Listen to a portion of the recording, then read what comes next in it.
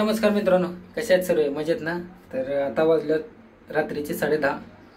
तर एकाचा urgent call आला होता की माझा नळ तुटलेला आहे आतमध्ये, तर ते काम करायचं आहे. तर जेणेकरून आता ते नळ अशा ठिकाणी तुटला आहे की जे प्लास्टिकचं कनेक्शन आहे ते कन्सील लाईन केली होती आणि ती कन्सील लाईन करून आतमध्ये थोडासा पाईप काही लूज असेल तर आता नळ भरपूर दिवस झाल्याच्या नंतर काय होतं तर आपण ते खुलत नसल्या पाहिजे ते आपण डायरेक्ट काय करतो, ताकदीनं फिरवायला बघतो. मग ताकदीनं फिरवायच्या टायमाला काय होतं ते नळ आतून जिथं पाईप आतमध्ये लूज आहे, बरोबर मटेरियल नाही भरलेलं आहे, जिथं आपला एल्बो जो बाहेर निघतो तिथं. मग त्या प्रकारे काय झालं, आता यांचाही तुटलेला आहे एल्बो. मेन म्हणजे हा बघा ब्रास एल्बो जो आहे ना तो, हा बघा हा ब्रास एल्बो इथून तुटलेला आहे, कळालं? मग प्रॉब्लेम काय आहे तर आता हा आतून तुटलेला आहे म्हणल्यावर हे काहीच करू शकत नाही, टाकीतलं पाणी पूर्णपणे खाली जाणार आहे. तर तसंच त्याचा जो कन्सील वाल आहे तो त्याचा पण प्रॉब्लेम होता, तर तो पण घेऊन आले. बघू शकता केलेला मी, हा जो कन्सील वाल आहे तो फिटिंग केला आहे. मेन काय गोष्ट, हा न कुठून तुटलेला आहे इथून. तर आता इथे बघा बरोबर ग्राइंडर जायला एवढी जागा ठेवलेली आहे आणि तसं त्याच प्रकारे त्याला कटिंग केलेलं आहे. तर अशा प्रकारे आता आपलं काम चालू आहे. झाल्याच्या नंतर तुम्हाला मी दाखवतोच ते आपण कशा प्रकारे काम करतो, म्हणजे तुम्हाला पण कळेल. आता मी ह्याचे चार्जेस काय घेणार आहे, माझी मजुरी तर घेणार 400 रुपये. बाकीचं काय मटेरियल असेल ते त्यांच्याकडे असेल, बरोबर ना? आपली हजेरी निघली बस झाले, आपल्याला जास्त अपेक्षा नाहीत. आता लोक म्हणतात मार्केट पाडून तुम्ही कामं करता, हे करता ते करता. बघा जास्त अपेक्षा ठेवणं पण चांगल्या नसतात. कसं असतं, एकेकाचा तळतळाट लागतो की बाबा एवढंच काम होतं तर एवढं पैसे घ्यायला नव्हतं पाहिजे. आता मला पण ह्याचे काही लोकांना वाटत असेल ह्याने 400 कमी घेतले तर जास्त घेतलेत, त्याचा विषय नाही. आपण आपला रेट ठरवायचा, आपण आपलं बोलणं करायचं, सगळ्या गोष्टी बोलणं करूनच करायचं. समोरच्याला पण नाराज नाही आणि आपण पण नाराज नाही. जर त्याला पटलं करणार नसेल तर भाई तुम दुसरा देख लो, बरोबर ना? तर अशा प्रकारेच आपण कामं करतो. जर कुणाला आवडलं असेल तर लाईक आणि शेअर करायला विसरू नका. तुम्हाला लास्टपर्यंत व्हिडिओ बघत राहा. काम झाल्याच्या नंतर पण मी तुम्हाला व्हिडिओ दाखवतो, कारण की आता हा जो कॉक आणलेला आहे हा कॉक डायरेक्ट बसत नाही याच्यामध्ये, जो वरचा हा जो बसत नाही, कारण की ह्याची थोडीशी जाडी भरपूर आहे. हे कन्सील वाल जो आहे ना त्याची थोडी जाडी भरपूर आहे. इथं मला ग्राइंडर मारून याला आतमध्ये इथं फिटिंग करायचं आहे, कारण की हे थोडंसं आता कंपनी थोडे चेंजेस झाल्याच्या नंतर प्रॉब्लेम भरपूर येतात आणि सामान भेटत नाही. अशा प्रकारे आता याला फिटिंग करून घेणार मी. मेन काय आता माझं हे काम आहे, ह्याला ड्रिलिंग करून, आता हॅमरिंग मशीन आहे, हॅमरिंग करूनच त्याला काढणार.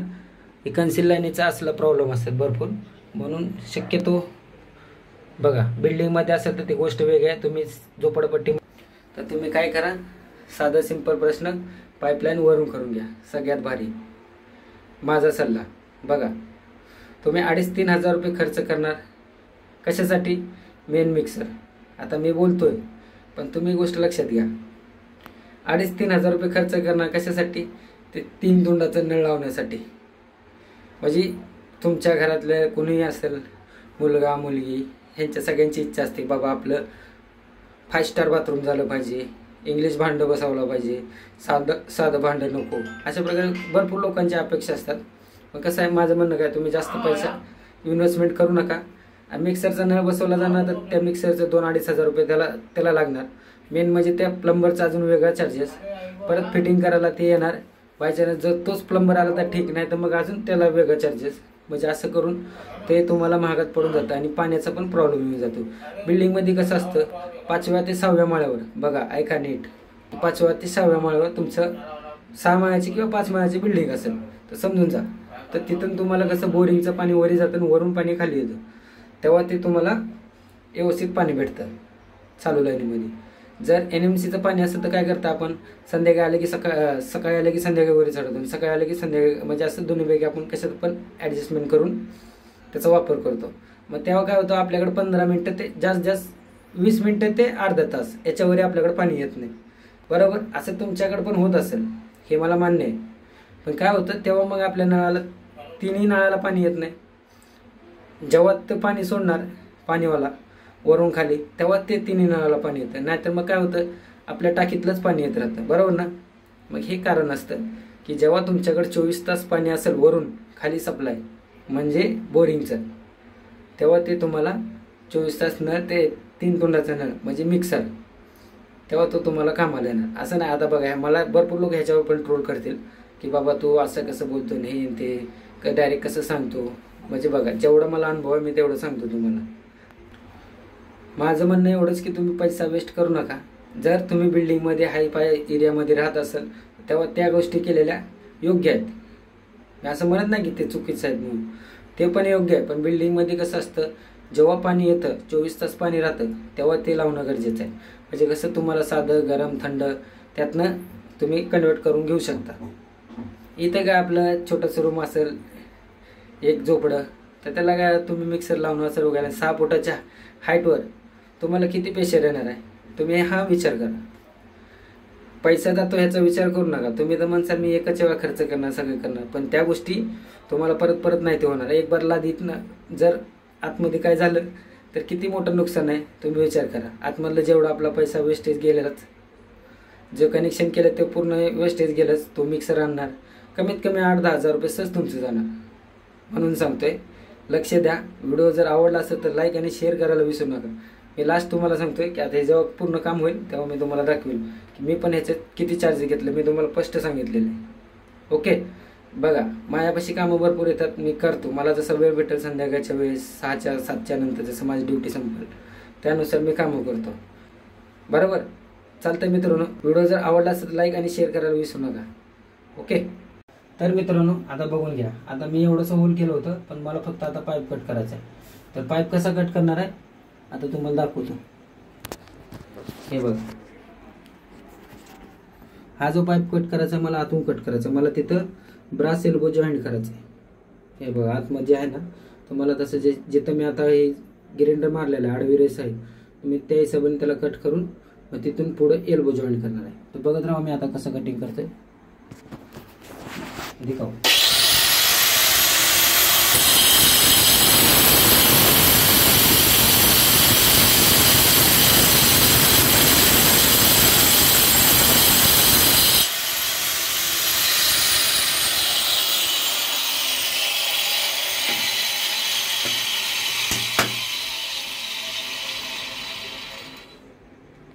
हे बघितलं याच्या प्रकारे ह्याला कटिंग करावं लागतंय.